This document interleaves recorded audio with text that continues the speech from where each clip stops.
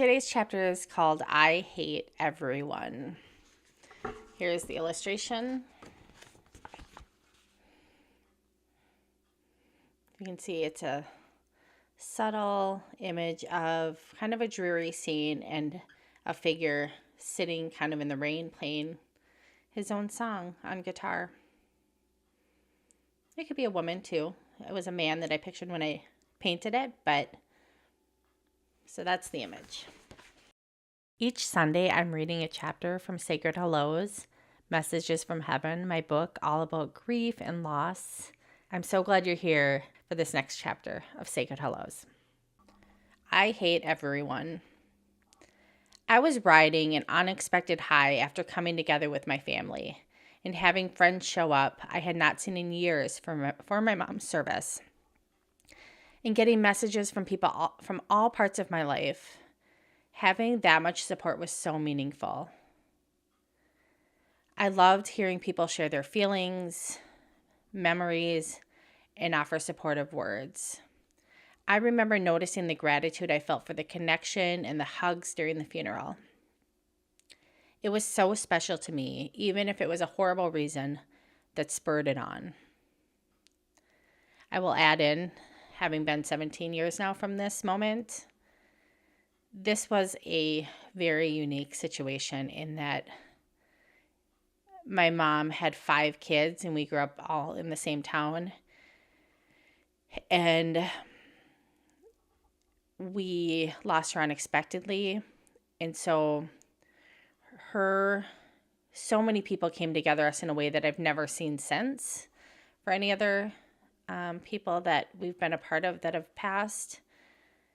And it's nothing to do with me, or it's an honoring to her, but it's also she had a big life with a lot of people that she touched, and I have more appreciation for that now, and I also know how rare it is, especially maybe after experiencing some losses through the pandemic era where things shifted after that, and things tend to be smaller now. Okay, back to the book. The last remnants of adrenaline wore off after a few months. My new reality had sunken in. It all felt too real. Life felt heavy with expectation and society norms that I was not meeting. I could not figure out what my new normal was. Life was now a funhouse of mirrors and perspective shifts without the fun. One minute I was handling it all gracefully. The next my footing would be shaken and I would feel off and overwhelmed. During the same time, everything around me felt shallow and fake. Hardly any of what I saw felt like it mattered in comparison to what I had lost and had just gone through. Society's constant need for small talk and superficial drama made my skin crawl. I wanted to talk about the meaning of life or what happens when we die. I wanted to talk about signs I'd been getting, or talk about our deepest dreams in life and how we plan to make them happen. Life felt short, too short for all the nonsense and time wasting. Anger filled me. I was not able to access my optimism and patience as I normally had. I wanted to yell at people to leave me alone, let me be for a while, do not ask or expect anything of me. This was true of family, friends, neighbors, work acquaintances, and clients. Everything felt exhausting and shallow. This stage did not last long, but it was powerful. I have talked with many friends who've experienced loss and have felt the same thing. Some sooner after the funeral, others in year 2. Selfish or petty sides of people can be revealed in tough times. Others felt like they were doormats and overgave without appreciation. In the deepest pain, we can look up and realize those that we thought would be there for us were not. People do not handle grief like we think they will. Some stories I've heard involve friends or family of the deceased that could not be bothered during a sickness or before the death, but stroll into town as if they have been there all along. They question and take over with little regard for the person that's been doing their best for a long time and are now exhausted. It is frustrating, can leave us bouncing between devastated, annoyed, and irate. Create space. Know that your deceased loved one knows the truth. They know it. So act with integrity and give yourself a break. If possible, find a safe person outside of those immediately affected by the death to vent or share your feelings with. Set yourself up for improved healing by surrounding yourself with people you trust. Certain people showed me a dark and ugly side of themselves that I couldn't ignore from that point on, and our relationships changed. Some have never recovered, others recovered with time. I had one person the week after my mom passed call and vent to me about boyfriend problems she was having, and I think she talked for an hour while I just held the phone like this. And I wasn't even strong enough to just say I can't talk. I just sat there, and she never even took a breath to make sure I was listening. And something shifted after that. I was just like, I wish you well, but you do not get what I'm going through. And then I could kind of start to see this pattern, like, no, that I've allowed this to happen. It's happened for the entire time I've known this person. I was just okay with it then. It's okay to take time and create a healthy buffer between ourselves and the world. There's no need to justify your feelings and impatience to everyone. A tight-knit group that feels safe and familiar may be helpful to your anger and healing. I encourage others in this angry and frustrated stage to allow yourselves to move through this time without overjudging yourself. Feel the feelings, but know that you are not the feelings. Journaling can also help you gain some perspective and mindfulness about the situation. Pulling your thoughts into an observer viewpoint instead of the center of the storm. Apologize to others if needed to clear up past interactions. Find books or podcasts that resonate and can offer help.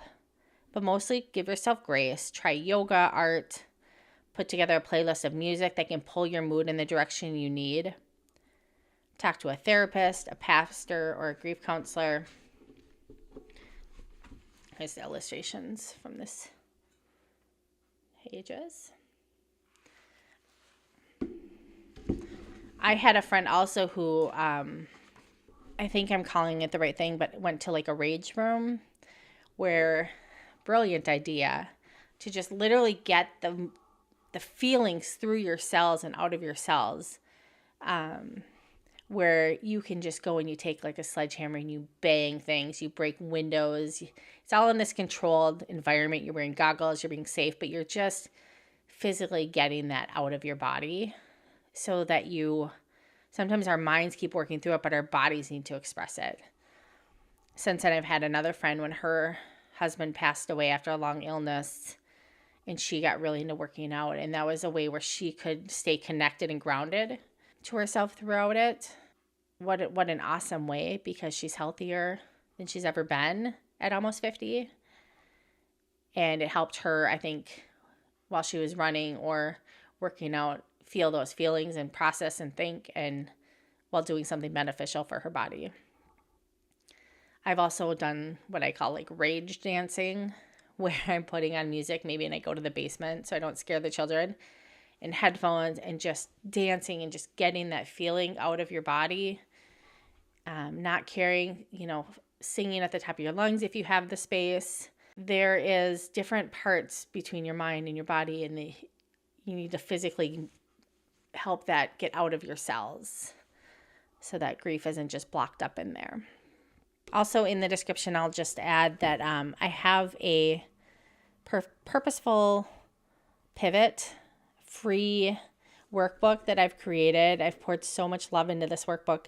If you're finding yourself in a place, whether it's after grief or just that time of life where you're needing to make some changes in life and you're not quite sure how to even begin doing that, I thrive in helping people bridge that gap from where they are and assessing that to dreaming and imagining what life can be and how to bridge that.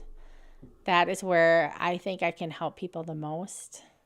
And so I hope that you'll take advantage of the free ebook workbook and use that and customize it for yourself. So I'll put that in the description. But I thank you so much for being here.